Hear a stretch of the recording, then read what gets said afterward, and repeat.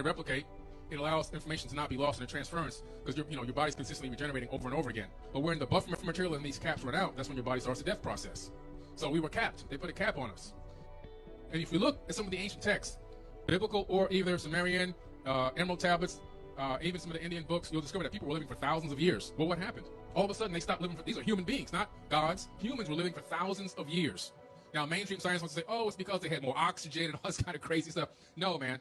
We've been genetically modified, just like the seeds on this planet. That's why. So they went and said, okay, let's look at some mice. So they took some mice at Harvard, and they accessed the telomere caps, and they put together a sequence that prevented them from shrinking or losing the buffer material. And all of a sudden, these mice lived three times their normal lifespan. Massive amount of information. This is very, very important for you to understand.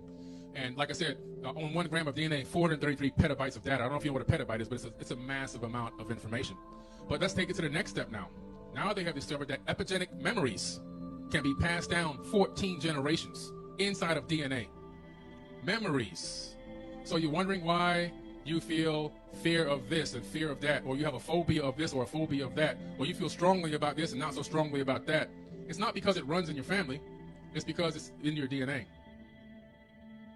Now, the next thing I want to talk about is how does this work with the law of attraction? What does DNA have to do with the law of attraction? It has a lot to do with the law of attraction, actually, because the law of attraction is actually initiated through the DNA. And how many people here have ever heard somebody say, I get a download? People say, I get a download. Don't laugh at those people because they're really getting a download. I've seen people laugh before and chuckle when people walk away. Let me tell you something. You don't understand quantum. If you think it's funny, you don't understand quantum mechanics. Because just like I told you about DNA being able to be a hard drive, which, by the way, now Microsoft has created the first DNA hard drive that really works. So things like teleportation of biological entities and all that stuff is all becoming a reality because the only thing stopping us was storage space. But anyway, scientists have also found out now that DNA sends and receives wireless signals, wireless information. We have a built-in Wi-Fi system in our bodies already.